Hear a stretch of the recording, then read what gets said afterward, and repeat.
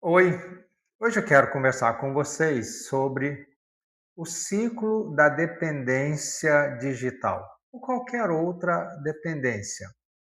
A gente acha que as pessoas que apresentam esse comportamento, elas não têm muita vontade, elas não se esforçam para saírem dessa condição.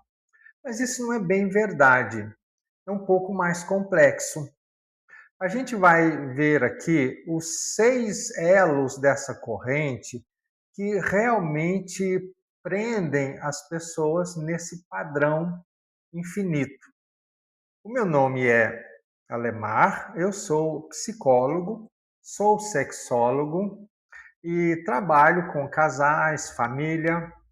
Tenho pós-graduação em dependências digitais, pós-graduação em sexologia, em terapia cognitivo-comportamental.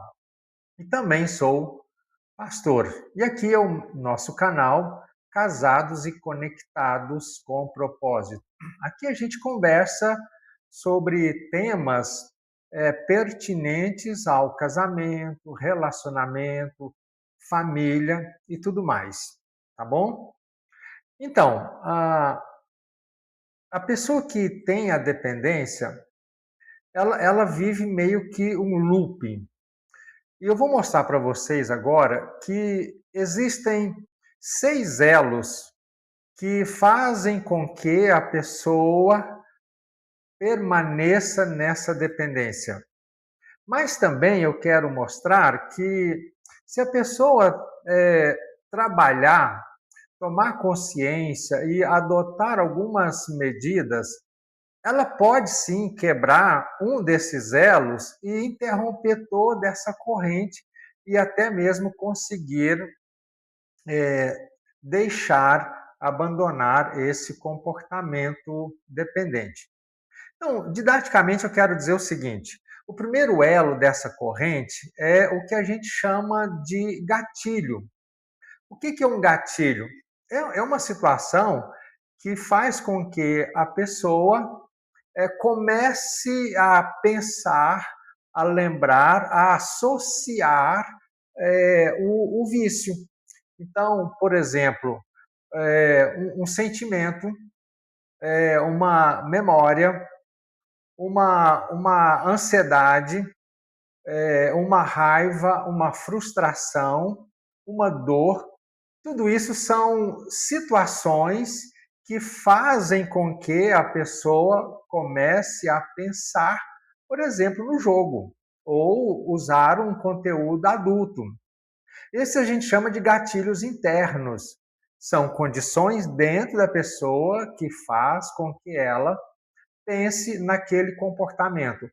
Podem ser também situações externas, por exemplo, pessoas, lugares, dependendo da circunstância, dependendo com quem ela está, essa realidade faz com que ela comece a pensar no seu comportamento dependente.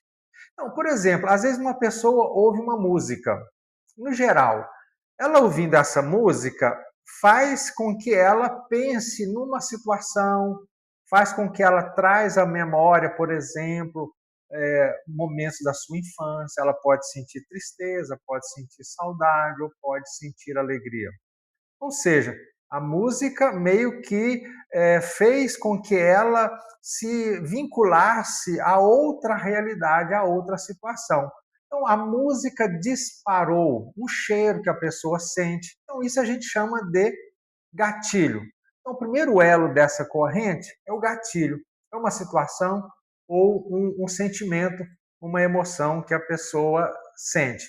Então, depois que ela para ela lidar com isso, é importante ela mapear essas situações, esses gatilhos na vida dela.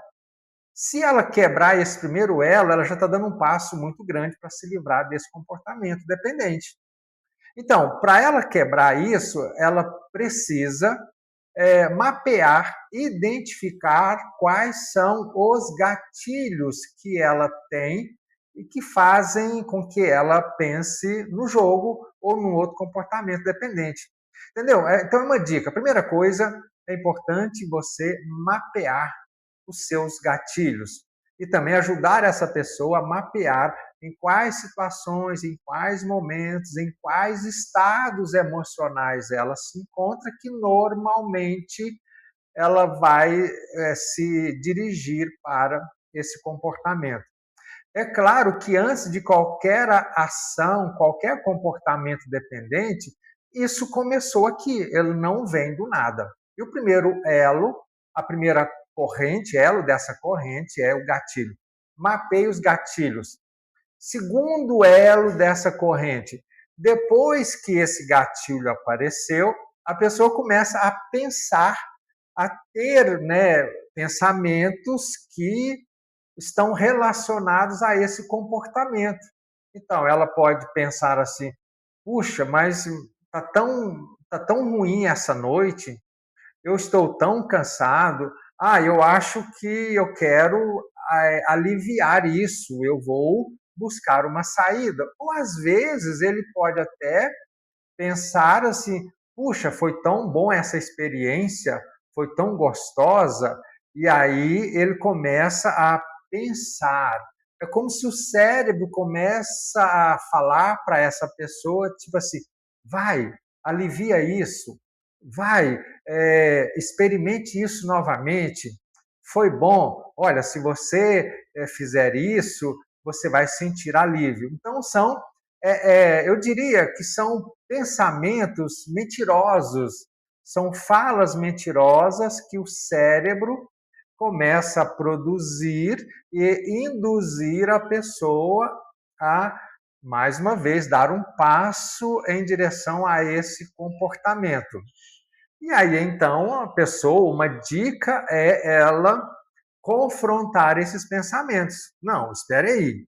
Se eu fizer isso de novo, eu posso até aliviar, sentir uma sensação boa, posso até sentir prazer, mas isso depois vai trazer consequências muito piores para a minha vida. Então a gente começa a questionar a validade desses pensamentos ligados ao comportamento dependente. Então, se você fizer isso, você também tem a chance de quebrar esse segundo elo. Depois que a pessoa tem esses pensamentos relacionados ao comportamento dependente, que foram disparados por um gatilho, aí nesse momento surge o terceiro elo dessa corrente, que são os impulsos, os desejos. É quando a pessoa ativou o desejo e isso vem com muita intensidade, às vezes como uma fissura. Então ela disse: eu tenho que fazer isso. Meu Deus, que vontade que eu estou. Eu preciso fazer isso. Eu não dou conta. Eu preciso aliviar. Eu preciso encontrar uma saída para isso. É como se viesse uma onda e essa pessoa, então, ela acha que não vai dar conta de segurar essa onda. E ela, então, vai e vai e vai até que ela faz e pratica esse comportamento. É muito importante a pessoa perceber, entender que essa onda, ela passa. Por mais que a pessoa fica com aquela fissura, aquela vontade incontrolável de clicar, de jogar, de fazer uma aposta, ou simplesmente de navegar nas redes sociais, né? Então, ela precisa entender que isso passa, é verdade. Depois de um certo tempo, aquela vontade, aquela ansiedade, aquela angústia, aquela sensação assim muito forte, se ela não fizer nada, aquilo passa sozinho. Então, é importante a pessoa perceber isso, compreender isso, porque ele sabe que isso vai passar. Ele fica quieto. Então, há uma dica também para esse terceiro elo. A gente chama isso de surfar na onda. Quando a pessoa tiver com aquela vontade absurda de, de clicar ou de fazer uma aposta, ela diz: vai passar, isso vai passar. Já passou outras vezes, e isso é verdade. Então, surfa na onda. Depois desse terceiro elo, vem o quarto, que é a oportunidade de se abster. Quando a pessoa está com essa vontade muito grande de praticar, de ter essa conduta, ele tem a possibilidade, uma janela muito estreita de fazer, né, de praticar, de se entregar a esse comportamento ou interrompê-lo ali agora.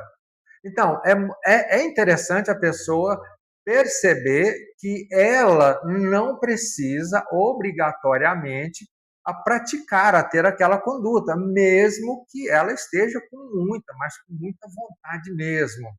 Então, para a pessoa conseguir quebrar isso, isso aqui é muito importante, porque esse elo aqui, eu diria que ele é chave nesse processo. Se a pessoa conseguir, se até agora ela não conseguiu quebrar os elos anteriores, mas se ela conseguir agora, então ela tem essa oportunidade de fazer isso nesse momento. E aí ela pode, então, por exemplo, é, pensar em fazer outras ações que a gente chama de ações distratoras. Tipo assim, se ela está com muita vontade, ela sai dali, ela vai fazer outra coisa. Ela pode adiar esse comportamento mais um pouquinho. Ela diz: não, daqui 10 minutos eu vou fazer isso, daqui 10 minutos eu faço. E vai adiando indefinidamente. Então, isso é muito importante. Tá? Ela pode quebrar, que é uma dica que eu estou dando, ela pode quebrar esse elo agora, simplesmente fazendo, direcionando a atenção, o foco da mente dela para outra coisa. Liga para alguém, canta uma música, ouve uma música, vai fazer academia, vai andar, vai fazer qualquer outra coisa, vai escrever, vai ler, vai orar, vai fazer qualquer coisa, mas não faça aquilo que a fissura, o desejo intenso, o impulso está mandando você fazer. Então, lembre-se, aqui nesse ponto, é claro que nesse ponto que a pessoa faz, ou ela deixa de fazer, tá bom? Depois, o quinto elo é o que a gente chama de permissão para se envolver. Sabe, às vezes as pessoas têm assim pensamentos, né, dependentes que acabam meio que fazendo com que a pessoa minimize, ela relativize aquela situação, tipo assim, é como se ela aprovasse isso, como se ela autorizasse aquele comportamento.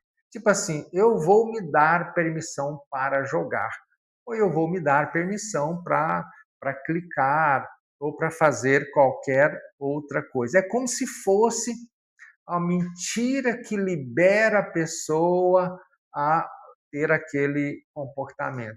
Eu acho que a pessoa pode enfrentar, é uma dica, tipo assim, ela fazer algum tipo de cartão. De um lado escreve quais as vantagens que eu tenho para quando eu clico, quais as desvantagens que eu tenho quando eu clico, e quais as vantagens que eu tenho quando eu não clico e vantagens que eu tenho. Eu acho que é interessante também a pessoa começar a fazer questionamentos, tipo assim, realmente é assim mesmo? Será que realmente todo mundo faz? Será que eu vou ganhar novamente? Ah, eu vou ter uma oportunidade, quem sabe eu jogo e recupero o que eu já perdi. Não, eu acho que agora vai dar. Todo mundo faz. Poxa, só mais uma vez. Então, é preciso questionar: será que isso é verdadeiro mesmo? Será que realmente a coisa é tão, digamos assim, é menos grave do que a gente está querendo acreditar ou que a nossa mente está induzindo a gente a acreditar? Então, faça esses questionamentos sobre essas permissões. Tá? Isso vai ajudar a pessoa a também evitar. Então, nada de pensamento permissivo, nada de autorizações, de autoindulgências. A gente tem que ser radical. Isso é terrível, traz prejuízos, isso afeta profundamente a vida, a mente, os relacionamentos, a família, destrói. Então, não tem muito que ficar, tipo assim, contemporizando e minimizando o problema, não, tá? Então, esse é o quinto elo dessa cadeia que, tipo assim, mantém a pessoa presa. E o sexto elo é o lapso ou a recaída, sabe? Às vezes, porque a pessoa ela não fez nada, ela, né, naquela janela, ela não fez nada, ela teve pensamentos que foram permitidos, então ela acaba caindo. E aí ela vai para o abismo, né? O abismo do tropeço. E é uma frustração muito grande, porque mais uma vez ela fez o que ela não queria fazer, ela sente culpa e um sentimento muito ruim, e acaba que esse sentimento ruim, depois vira um gatilho, e aí ela começa, tipo assim, eu preciso aliviar, está muito ruim sentir isso, deixa eu recuperar o que eu perdi. Aí ela começa a ter pensamentos relacionados à dependência, esses pensamentos se transformam em sentimentos, em impulsos, ela vai querer fazer de novo, aí ela tem uma janela de oportunidade, ela pode se abster ou não, aí ela vai dar permissão, ela cai de novo. Então, você entendeu que isso acaba sendo esse ciclo vicioso? Mas é importante também, nesse ponto, a pessoa caiu, ela não precisa, tipo assim, morrer por causa disso. Ela precisa, sim, fazer uma análise funcional desse erro, ver o que ela, onde ela falhou nos controles, em que ela foi, digamos assim, muito indulgente com ela mesma. Por exemplo, ela não observou os gatilhos, ela não prestou atenção, ela fez pouco caso e deixou isso acontecer. Na hora da onda, daquela fissura, ela não lembrou que a onda passa e ela achou que não aguentava suportar, então acabou jogando. Então é muito importante a pessoa entender que ela cometeu um lapso, sabe? Ela não teve necessariamente uma recaída. Há uma diferença, ela tem que distinguir. Lapso é quando você temporariamente pratica aquele comportamento. E recaída é você retomar de uma forma permanente a esse padrão. Uma recaída, um lapso pode levar à recaída, tá? Então, quando isso acontecer, você tem que levantar a cabeça e dizer: não, agora eu errei, eu aprendi como eu erro, eu falhei nisso aqui, não tomei esse cuidado, por isso que eu cometi esse lapso, mas eu vou aprender, vou reforçar as minhas seguranças e vou tomar mais cuidado, vou estar mais consciente para que eu evite de novo, repetir esse comportamento, tá bom? Então, são esses os seis elos dessa corrente que mantém uma pessoa presa. E a gente viu também que há uma oportunidade em cada um desses elos de quebrar, sabe? Em cada momento desse quebrar essa corrente e conseguir a superação, tá bom? Então, se esse vídeo fez alguma diferença, te ajudou, você pode curtir, você pode compartilhar, você pode também fazer perguntas, tá? Se, se isso for importante, você acha que isso pode ajudar mais pessoas, então compartilhe esse vídeo também, tá? E se você quiser ajuda, quiser saber mais informações a respeito desses temas e outros relacionados à família e aos casais, me siga aqui no nosso canal. E também você pode mandar uma mensagem para mim no meu WhatsApp ou aí no QR Code, né, que está na tela, para você vai chegar no formulário e você vai fazer perguntas e coisas do gênero, tá bom? Obrigado, um abraço, fica na paz, Deus abençoe.